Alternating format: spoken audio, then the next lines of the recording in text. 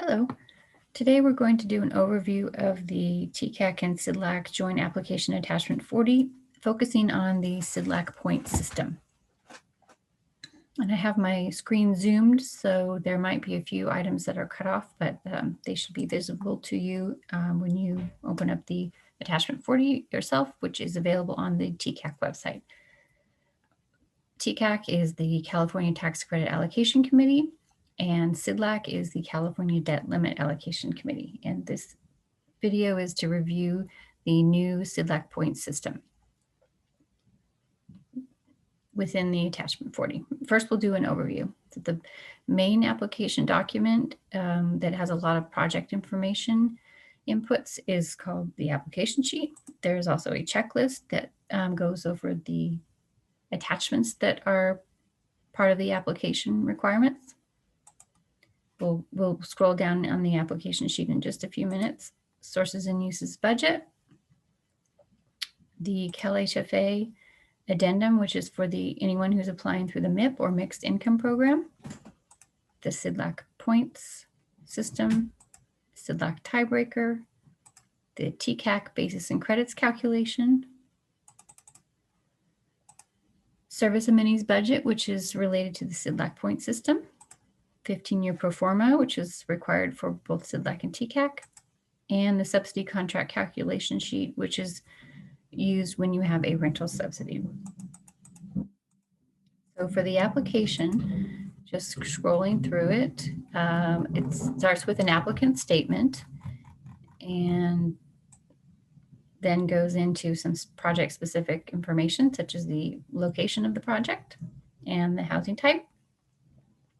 Then you complete the applicant contact information and the development team contact information. Further below that, we have the construction type and then some specifics about rehabilitation projects, then moving into purchase information. So if you're familiar with Attachment 40 or the TCAC application, you can see for the 2021 application, we've got some additional purchase information that's related to master developers or ground leases. So if those are applicable, make sure you complete those. And we have a unit table, which is just a brief description of how many units and square footage. Further down in the application, there's a more extensive unit table. Be sure to complete this tenant population data section, as well as now there's some linking to the homeless feature in the CDLAC point system, and we'll go over that in a little bit. Required approvals section, and then into the financing section. So this has been slightly changed from the previous year. We've got some additional items in here. The term and the amortization term are listed, and some additional information to be provided to help with CDLAC, TCAC, and CalHFA's use of these tables. So the construction table and a permanent financing table. And then financing information, bond information, and the low income unit table is next. This has also been expanded somewhat. We have now a square footage column.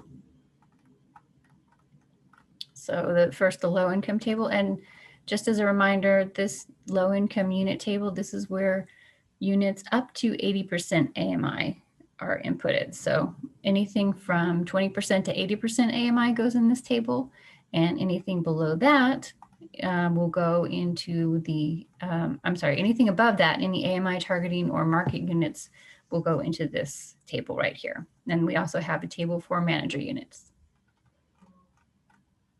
Below that, we've got some rental subsidy information inputs and utility allowance inputs. Then we get into the operating expenses. Below that, we have some additional expenses that are not considered operating expenses for purposes of TCAC minimum operating expenses. So those are down here. And there's a couple of additions here also. These additions are really part of statewide expansion of use of the attachment 40 as the now CDLAC, TCAC, and CalHFA's MIP program are using attachment 40. Below that, we've got some specific information about public financing. CDLAC uses this table, and then we have inputs here for rental subsidy specifics.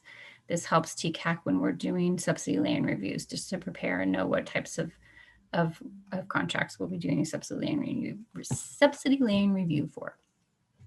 Finally, the bottom of the application page is the threshold basis limit. This has been a TCAC specific item, but with the new CDLAC scoring system, this also is part of the CDLAC scoring. So these are automatic inputs when you input into the, input your county and input your low income units and your manager unit. All of these spaces will auto-populate with dollars. And here the applicant will fill out what any kind of basis limit adjustments. So we've got the standard ones that have been here, and then we also have new basis limit adjustments for the type of construction. And then below this, we have the statewide basis delta calculation, which we'll talk about in a little bit. So that is the application sheet. Pretty standard and has not changed particularly much since last year. Sources and uses budget is completed to show the project budget. And that also is standard from last year. So now we're going to talk about the CDLAC point system, and what I'm going to do is just walk through the different point categories and give a brief explanation for them, and also give some explanation as to how the point system calculates within this sheet. First, I'm going to go down to the bottom of the sheet. Oops, too far. Because we have a summary table. So this gives you an idea of what the points categories are. And these letters over here correspond to the CDLAC section 5230. So the maximum points are, though they're not showing your maximum points, is 120 points. And if you go to CDLAC section 5230, section B, it gives you a description of what this is. So if you want to read the regulation citation as you complete these point categories, you can use these letters as a guide. And the text as well that is used in here is representative of the CDLAC regulations, although it is not always word for word. So we'll start with the section B, preservation and other rehabilitation project priorities. This is a 20-point maximum point category. And if you have a rehabilitation project and your project meets one of these options, then you would use the drop-down button and select yes. And once you do that, at the bottom of this, a point category will total here. And then at the bottom of this sheet, a point option will also autofill in the applicant points column. So that is generally how this works. I'm just going to deselect it. So there is a 20-point option here. These categories, these subcategories for the preservation and other rehabilitation priority pool. There's also, if your project is not able to meet one of these options, you have an option for a 14-point category, and then some other options for a 6-point category. You can see from here, you were just selecting one. Select one, the one obviously that would garner you the most points. Is what you would select. So that is the preservation and other rehabilitation priority. If you do select this one, please be sure to put your public entity name in here. The yellow cells in all of these sheets, the yellow cells are either to be completed. You can leave them blank if they're not applicable, but the yellow cells are the items that the applicant fills out. So there's either a drop-down box or you would type something into the yellow cells. For new construction projects, this category, new construction density and local incentives, this is a 10-point category. Both new construction and rehabilitation projects can garner 120 points. New construction projects this category is a 10-point category, and then there is an additional category below, housing type, that is a 10-point category. Those two add up to 20 points, and that is how they are the equivalent of this 20-point category. So preservation and other rehabilitation project priorities do not use the housing type point category, but new construction do. So new construction density and local incentives.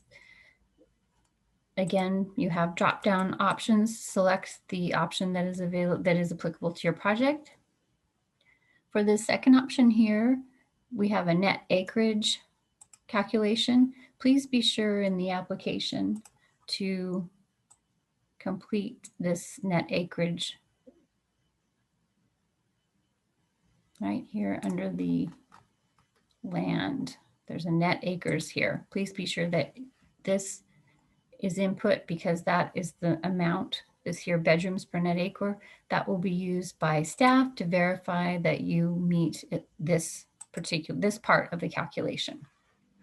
And then whether you're in a metropolitan county, suburban jurisdiction, or other, that information is asked, you're asked to complete that as part of the checklist. So just be aware that staff will be looking at that net acreage here when evaluating these point categories if you choose them.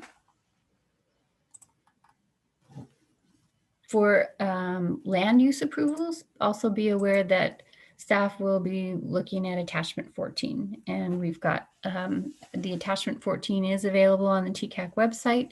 It should also be available in the CDLAC online environment. As of now, which is the beginning of January, the CDLAC online environment is still being updated for the 2021 items, but you can access the attachment 14 via the TCAC website on our application page. Right. Okay, so next category, exceeding minimum income restrictions. This is a 20-point category, and you can see here there are already formulas in here. So these formulas, you can choose either you're going to do something that uses 60% AMI, targeted average affordability less than 60% AMI, or a average affordability that has a different type of calculation. These cells here are linked to the unit table in the application sheet, which is here. So once, and here you are selecting your AMI or area median income in these columns in the corresponding bedrooms here. This is a drop-down menu. The rest of these you fill in. So once this table is complete, then calculations will populate in here. And so you will be able to see what points you can garner for the AMIs that you are choosing. Exceeding minimum rent restrictions. It's similar. This is a 10-point category, and the calculations are similar. So this category is of points for an average affordability that's below market rent. And here you can see these are yellow cells. So you are going to go to your market study and your market study matrix and find the adjusted rent, adjusted market rent, and input that in here. And please, if you don't have 4 or 5 bedrooms, please just leave these blank rather than putting a number in. Or if same thing, if you don't have studio or 3 bedrooms or any of these, you could just leave these blank. The calculation works better. And these again pull from the unit table. And once there are inputs in here and here, then there will be calculations that flow through here, and your points will be garnered here, and then they will also show up here. General partner and management company experience, that is a 2-component category. It's a maximum of 10 points. So this is the category itself has not changed. The points for TCAC have been 9 points in the past, but are now 10 points. But the actual way to get the points remains the same. So you just type in a general partner name here, and then there's a drop down box for how many projects you're able to select. The higher number of projects that you can select, the higher number of points you will receive. So this is the lesser category, will give you 5 points. The greater category will give you 7. And then for management company, for special needs housing, there is a lesser degree in terms of projects. You can see how this works. Special needs developers often have a smaller portfolio of projects because of the specialization. So in this category, you're able to score maximum points with 4 or more special needs projects. And here you can see there's a similar process for management company. Complete these and you can see 7 points fill here, 3 points fill here, and then 10 points fill down here. So this is the experience, the category, it says experience, the subcategories are general partner and management company, 10 points and 10 points down here. Housing needs, as I said earlier, this is for new construction projects only, so rehabilitation projects should leave this blank. And for the year 2021, all new construction projects, as long as they have obtained land use approvals before January 1st, 2022, will automatically receive these points. And so in this case, once new construction is selected in the application sheet, then the points should fill in here. So I just wanted to highlight that over here, as has been in the past, we have a self-selection of housing type. So we are aware that for 2021, these items, even if you select large family, because of the fact that just land use approvals will garner you these points this year, you do not need to submit any kind of large family housing type attachment. This is sort of like a self-designation of what you expect the population in your project to be. But this, by selecting this for the 2021 calendar year, this does not commit you to the housing type requirements that are listed in detail in the TCAC regulations. This is just letting TCAC and CDLAC know the type of project that will be at or the type of population that will be at this project. But you can also choose non-targeted, and it is fine to choose non-targeted, but also select this as well. That will not be an issue. So just wanted to highlight that. This will change in the 2022 calendar year, where this housing type here will need to correspond to the housing type that's selected here. But just to clarify that. But for 2021, because projects are already in the pipeline and this is a brand new scoring system, these points will be, as long as the land use approvals are in place, then these points will be garnered. All right, leverage soft resources. This is an 8-point category. And if you're familiar with the TCAC competitive system, this is basically, the calculation is very similar to the TCAC tiebreaker or final tiebreaker. So the calculation, I'll go down to the bottom of this category. You have points for the percent of leverage soft resources over the residential development project cost. So that's the basic calculation. And this table here at the top is the leverage soft financing. So you will input these, and our staff will look at your financing table to compare and make sure that they're identical.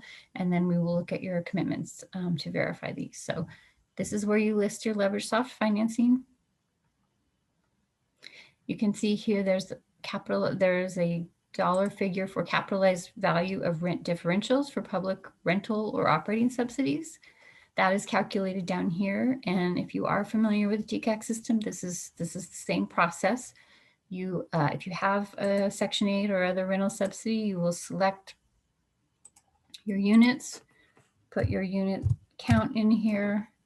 Now rent limit, you are going to choose a rent limit. This blue font coloring corresponds to these blue notes up here. So you can just put some numbers in here so you can see how it works. So an amount will feed into here, and then I'll skip down to here. That goes into these categories, and that will give you a capitalized value of your rent differential, and that populates up in here.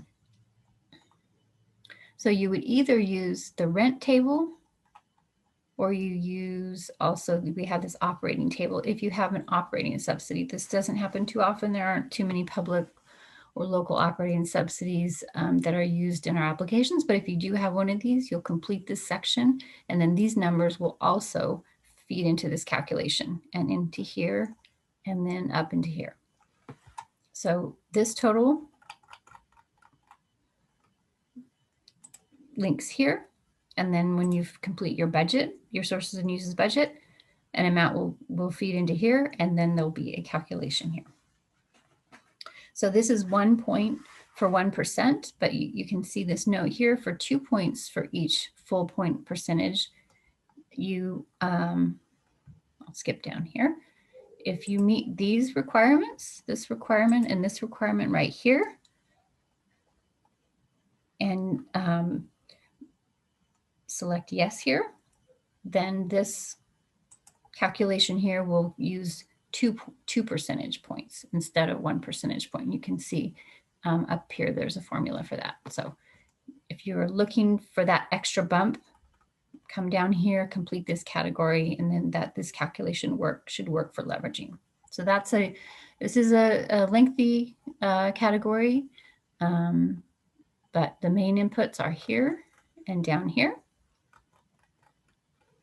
And then the calculation feeds into here. If you're wondering about questions, if you have questions as you're completing some of these categories up here, some of them are familiar. They're taken from existing CDLAC scoring categories, some with some new additions. Some of them are new categories. If you have questions about this point system, please do contact CDLAC staff. If you have questions about the calculations within this attachment 40, some of these calculations here and how these points are calculating, you can contact me, Gina Ferguson. And then if you have general application questions, you can contact TCAC and CDLAC staff, both of us. And all of our contact information is available on TCAC and CDLAC websites. There's a contact link, and staff and managers' names are there with phone numbers and emails. And as we are all teleworking at this point, I strongly recommend using email as a contact. All right, so that is the Leverage Soft Resources category. Next, the Readiness to Proceed category. This is a 10-point category, and if you commit to these 2 items, then you will receive these points. So enforceable financing commitments, staff will be looking at the construction commitments in your application, the attachments. And then for this item, one of the ways staff will be verifying this, at least in the application, is looking at the attachment 14. So please be sure that your attachment 14 is complete and verifies that all your local approvals are at the point where once the award is made, you can move toward beginning construction within 180 days. So this is a commitment to begin construction within 180 days, but I just want to clarify that staff also looks at attachment 14 to see how far along you are in the local approvals process. In addition, attachment 14, the local approvals and zoning, is a basic application requirement. So. All right, affirmatively furthering fair housing. This is also a 2-component category, and spend a little bit of time here. There is a 20-point maximum for this category, and there's a couple ways you can do that. Or here, this is your option for 20 points. So as long as you meet these, so I didn't mean to say a couple of ways. I mean, if you meet all of these right here, then you will receive the 20 points. You just select yes. You can see that 20 points fill into here. If you're not able to meet this, then this is where the two components come in. For this 20-point category, this is a maximum of 20 points. You can see that 20 points is in here, and there's no need to do anything else. If your project does not fall into this category, you've got 3 more options for 9-point categories. Got this option. It's a large family in a moderate resource area with at least 10% of the units restricted to 30 and additional 10% restricted at 50 or below. Or we have this, if you're not in a moderate resource area, you have this point category, which is you fall into this category, and you have these income and rent restrictions, which you have 3 options here. And then on top of that, you need to select one of these 2 options. And these are also drop-down menus. So select which option here, but also select something from one of these boxes right here. And then that.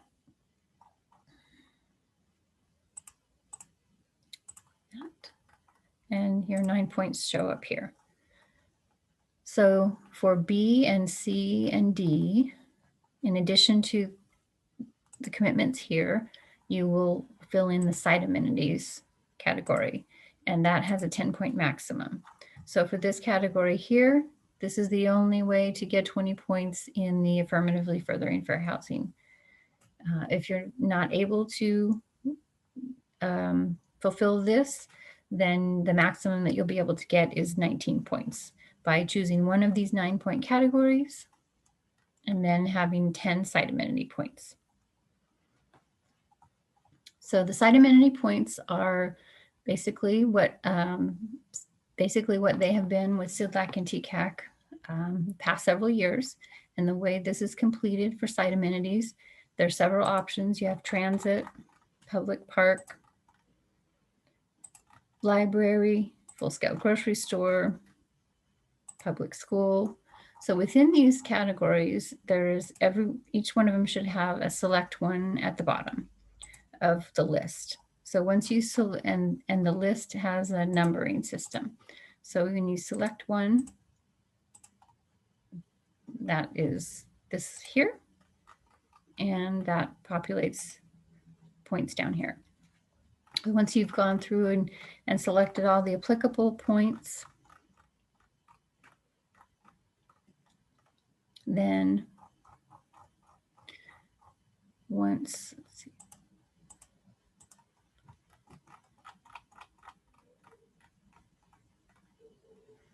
This will give you your site amenity points, and then you can see that it's adding the 9 points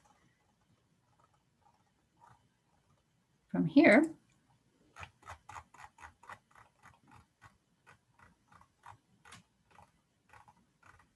And giving you 19 points here. Whereas if you were able to use the 20-point category,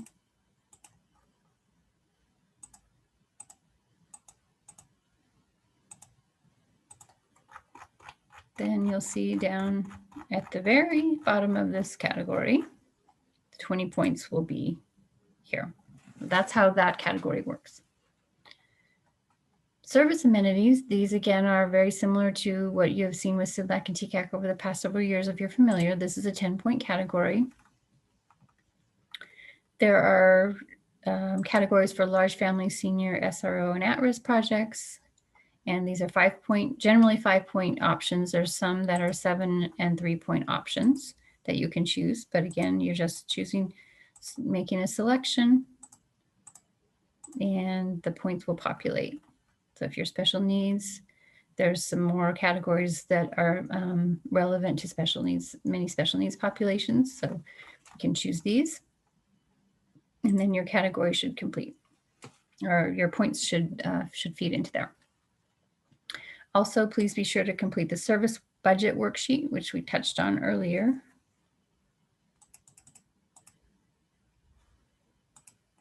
That will enable staff to verify the service points and the funding sources of these services.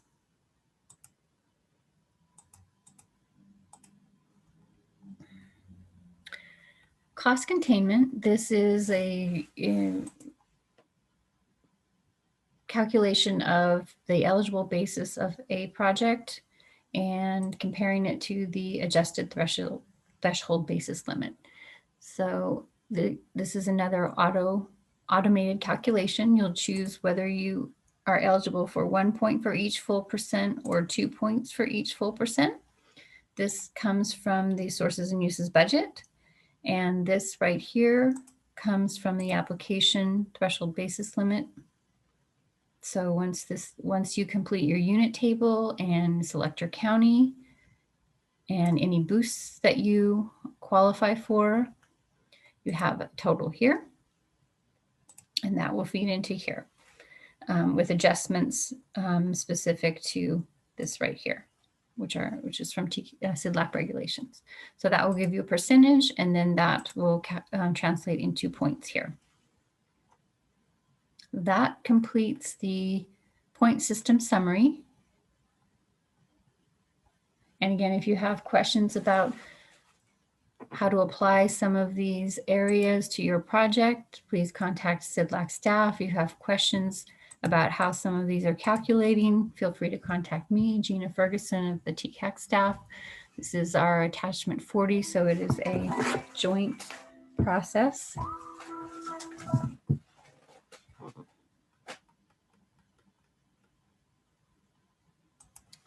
And now we'll talk briefly about the CDLAC tiebreaker. This is also an auto-populated sheet, which really to help make sure that everyone understands the right way to calculate it, and so that you're aware of what the tiebreaker is as you complete your application and submit your application. So the bond and state credit request, this is a link to the application table here, the financing table. Oops. So please be sure to put your bond here, because that is where the auto link goes. And then if you're requesting state credit, down here, your state credit amount here will feed into this here. And that's how the bond and state credit request is calculated. The statewide basis delta, that calculates once you've completed your threshold basis table. There will be a calculation here so you can see what it is, and that goes into here.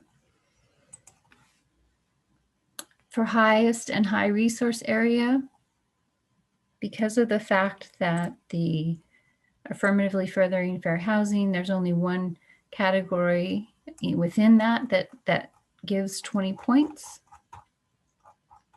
The assumption is that you will choose the most points. Sorry about that. And that would be this category here. That meets the highest resource. So if you choose yes here, then 20% will fall into this cell. For this here, you can receive a 20% multiplier either through the higher or highest resource area or through the homeless project. So be sure in your application, when you're completing it, to input the number of homeless units that you have in this table right here, because that in conjunction with the unit table is determining whether 20% will pop up into this cell. So please make sure to look at the formula and complete that section if you need these. Once these all are filled in, you'll have an adjusted bond and state credit request. These right here are linked to the unit table. So when units are completed,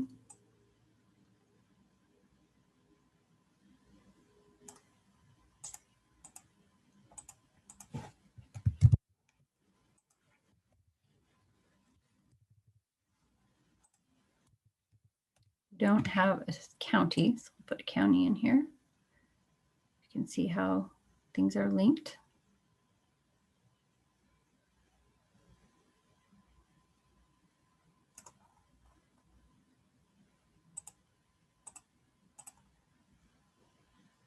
Come back down here.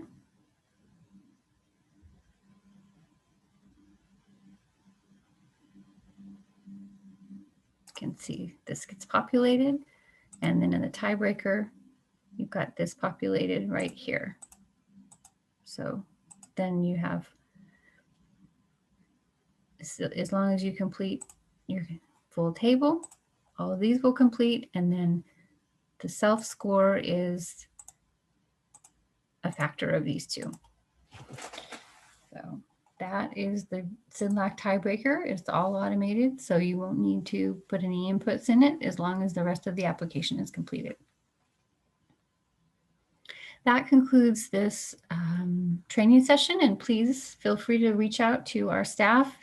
This is a new scoring system, so we anticipate questions, and we are happy to answer the questions that you have. Just send us an email. This is a busy time for us in terms of fielding questions, so it might take us a few days to get back to you. And if you are waiting after a few days, please do feel free to follow up with an email and just ping us and remind us that you have a question. So we're available to help and looking forward to talking to you and working with you. Thank you for attending this presentation.